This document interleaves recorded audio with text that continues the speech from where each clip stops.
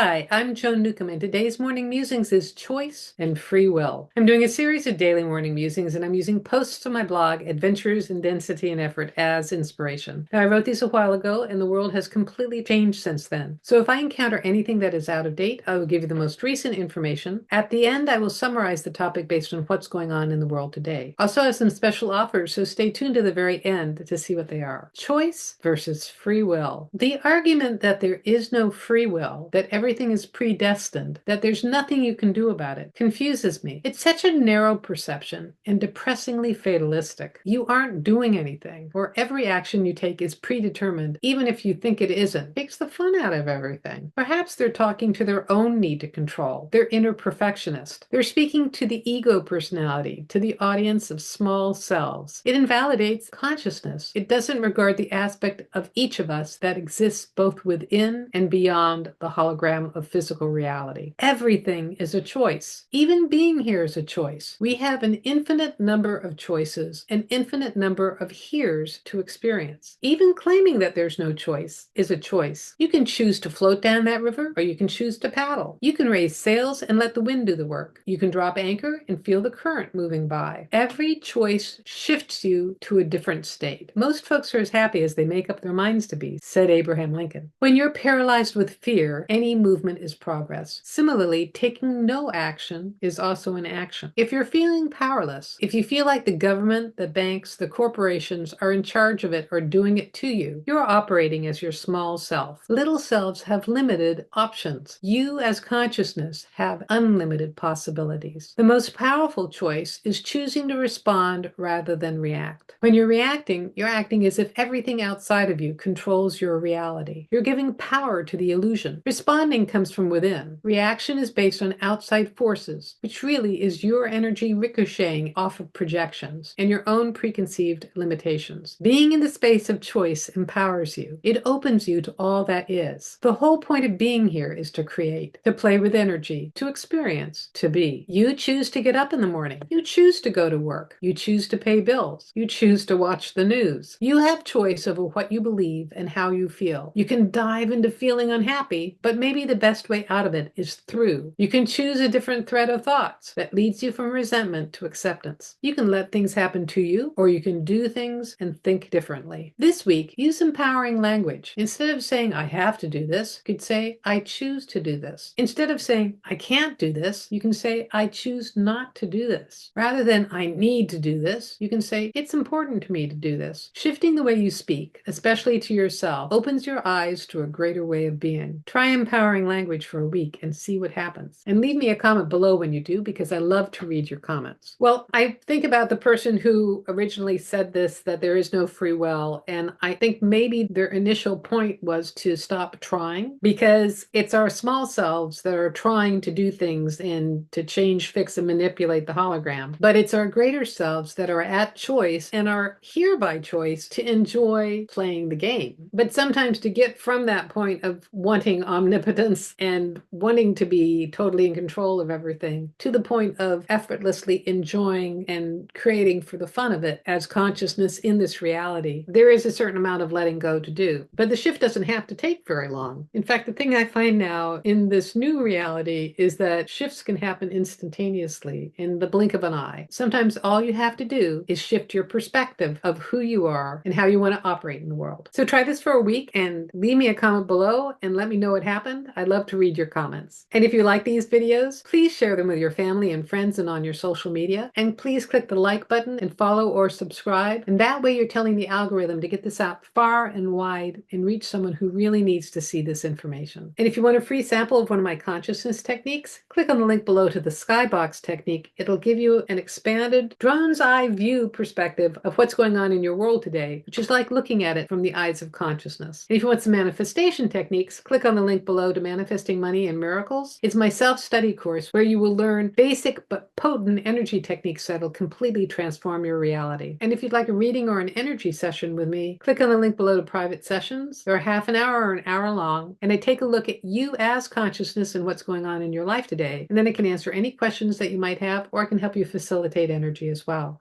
And it's all recorded just for you. And if you want to learn how to do this for yourself, that is, navigate your life as consciousness with the help of some of my consciousness techniques. Manifesting Money and Miracles is great preparation for my coaching special, where I work with you one-on-one and give you specifically chosen consciousness techniques so that you can transform your life. You can find out more at my website, joan-newcomb.com, and I'll see you tomorrow in another Morning Musings.